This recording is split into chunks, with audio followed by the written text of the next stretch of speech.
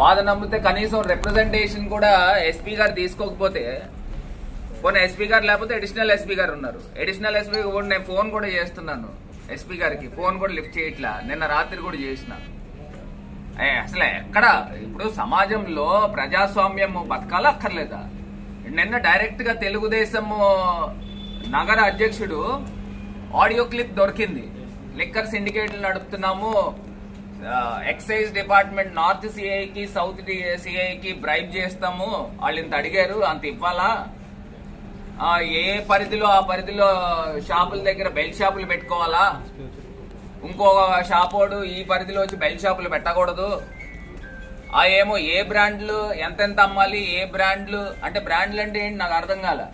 అంటే వీళ్ళు తయారు చేసే బ్రాండ్లా, ఆ బ్రాండ్లకి ఎంత రేట్ అమ్ముకోవాలి అంటే గవర్నమెంట్ నిర్ణయిస్తుంది కదండి ఎంఆర్పి రేట్లని. అంటే ఈ బ్రాండ్లు ఏ రేట్లు అమ్ముకోవాలో సిండికేట్ 39 షాపులు కూర్చోవాలన్నారు. ఇప్పుడు 39 షాపులను రింగ్ చేసే అంత వ్యక్తులు ఎవరు ఉంటారండి? ఒకటి డైరెక్ట్ గా ఉంటే ఎమ్మెల్యే మంత్రి లెవెల్లో ఇన్వాల్వ్మెంట్ కావాలి. అతను ఎవడు? అతను ఓ చిన్నోడు. అతను 30 రాజమండ్రి సిటీకి రూరల్కి, అంటే ఇటు రాజమండ్రి సిటీ ఎమ్మెల్యే రూరల్ ఎమ్మెల్యేకి సంబంధాలు ఉన్నాయా? నేను అడుగుతున్నా, ఈ మనిషి ఎవరు మనిషి? అసలు ఇవన్నీ కూడా బయటికి రావాలి అని అంటే నిన్న ఆడియో క్లిప్ దొరికిన వ్యక్తికి లై డిటెక్ట్ చేయాలి. లై డిటెక్ట్ చేస్తే వీళ్ళు ఏ రకమైన మందు అమ్ముతున్నారు అంటే నిన్న మెడికల్ కాలేజ్ లో జిఎస్ఎల్ లో 3 చనిపోయారు.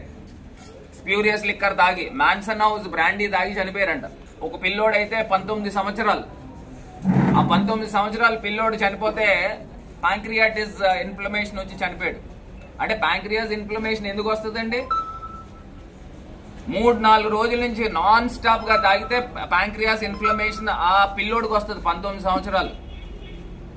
అంతే తప్పితే ఆ కుర్రోడికి వయసు కూడా లేదు కదా.